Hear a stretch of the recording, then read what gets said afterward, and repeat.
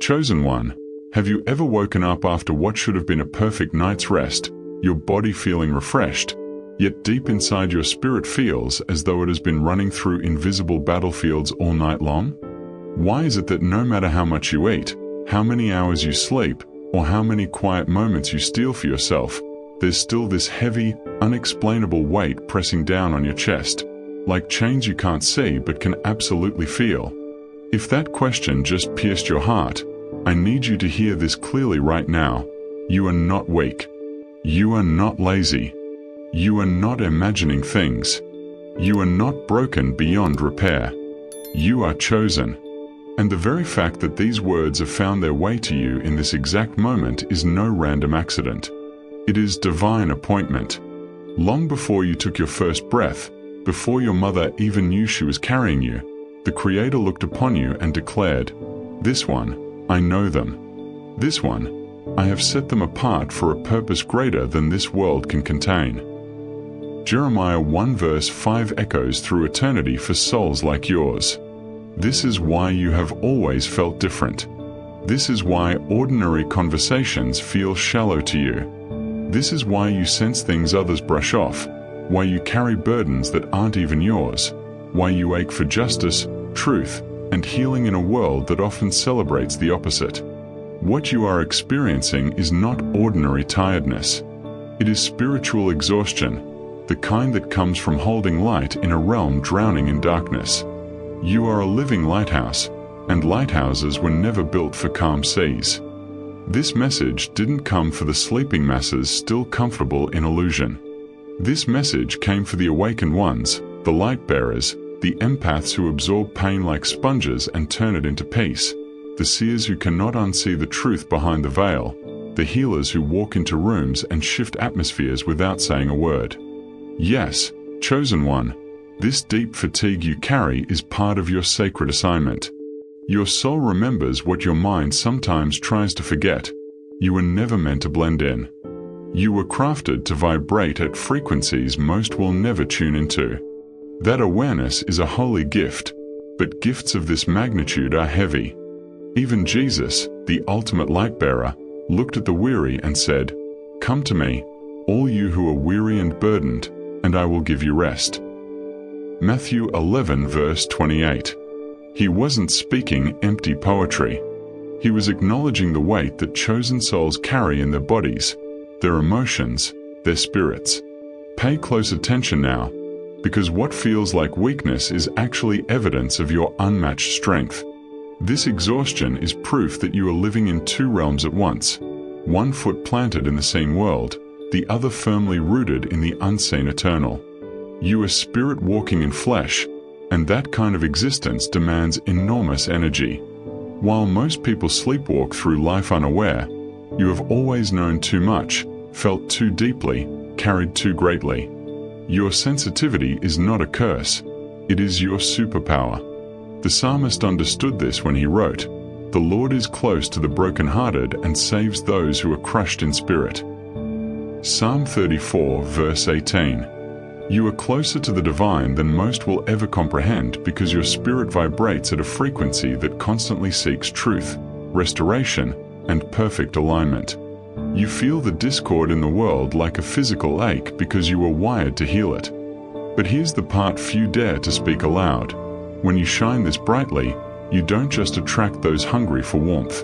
You also draw the attention of every shadow that fears the dawn. You've felt it, haven't you? Strangers on the streets suddenly opening up and pouring their trauma into your ears. Friends who call only when they need emotional rescue. Family members who lean on your strength without ever asking how you're holding up. This isn't just kindness on your part, this is spiritual ministry. Without even trying, you absorb fear and release calm. You take in anger and breathe out forgiveness. You walk into chaos and leave behind peace. You are doing the quiet, unseen work that Jesus did when he walked the earth, touching the untouchable, comforting the grieving, feeding souls starving for hope. But even the Son of God knew his limits. The Gospels repeatedly tell us that Jesus withdrew to lonely places to pray. Luke 5 verse 16. If the Savior himself needed solitude to recharge, how much more do you? Let's speak truth. The battles don't stop when your head hits the pillow. That's why you wake up at 3 a.m. or 4 a.m. with your heart pounding, mind racing, body drenched in sweat from dreams that felt more like warfare than random stories. While your body rests, your spirit is wide awake, interceding, protecting bloodlines, shifting atmospheres, standing guard over people and places you've never physically met. Ephesians 6 verse 12 makes it crystal clear. For our struggle is not against flesh and blood, but against the rulers, against the authorities, against the powers of this dark world, and against the spiritual forces of evil in the heavenly realms. This is why 8 hours of sleep can leave you more drained than 4. You've been on assignment all night in realms most people deny exist. But listen closely, chosen one. Your exhaustion is not evidence of defeat. It is evidence that you are fully engaged in the fight. Darkness only attacks what threatens it. If the enemy wasn't terrified of your light, he wouldn't waste energy resisting you. You are not under attack because you are weak. You are under attack because you are dangerous to the kingdom of darkness. Remember Joseph, favored by God, betrayed by his own brothers, sold into slavery, falsely accused, forgotten in prison for years. Yet every trial was preparation for his elevation. Your story is being written the same way. What feels like suffering right now is actually refinement. Romans 8 verse 18 declares with unshakable certainty, I consider that our present sufferings are not worth comparing with the glory that will be revealed in us. Chosen one, part of your fatigue comes from trying to serve two opposing masters, the relentless demands of this world and the gentle calling of your soul. The world screams, hustle harder, produce more, never stop grinding. But your spirit whispers something entirely different. Slow down. Breathe deeply. Listen. Align. Rest. You were never built to thrive in a system that worships business as holiness. You were created to move in divine rhythm, in sacred timing, in holy flow. Ecclesiastes 3 reminds us, there is a time for everything, and a season for every activity under the heavens. The deep tiredness you feel is your soul's rebellion against being forced into rhythms that were never meant for you. When you ignore that inner voice, your body pays the price. Stillness is not laziness. Silence is not weakness. Solitude is not abandonment.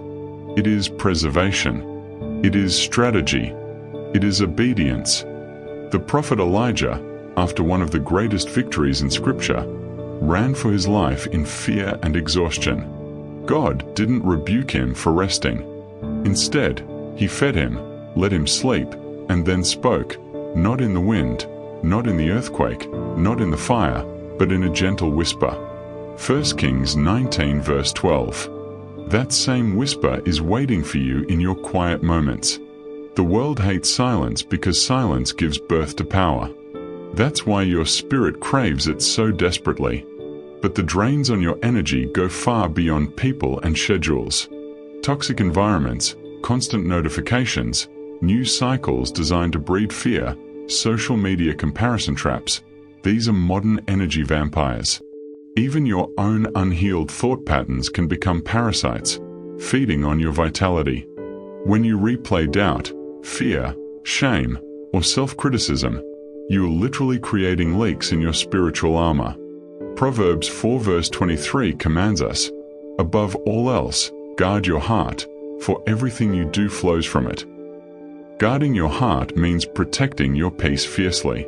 It means learning to say no without explanation. It means understanding that not everyone deserves access to your spirit. It means curating your environment like your life depends on it, because it does. And yes, your words carry creative power. Proverbs 18 verse 21 warns, the tongue has the power of life and death. Stop speaking death over yourself. Begin declaring life daily. I am protected by divine forces. I am chosen for a purpose that cannot fail. I walk in perfect timing. My energy is sacred and restored. These are not mere positive affirmations. These are spiritual declarations that shift atmospheres and rewire reality. So what do you do when the exhaustion feels endless? You restore, intentionally, consistently, unapologetically. Treat rest as holy obedience, not optional luxury. God Himself rested on the seventh day and called it sacred. Genesis 2 verse 3. If the Creator of galaxies needed rest, so do you. Build sacred evening rituals, prayer that releases the day's burdens, gratitude that recalibrates your heart, calling your scattered energy back to you, declaring Psalm 91 protection over your spirit as you sleep. Invite angelic guardianship. Surround yourself with silence. Step outside barefoot and let the earth ground you. Breathe with the trees. Let sunlight kiss your skin. These are not luxuries, they are spiritual medicine.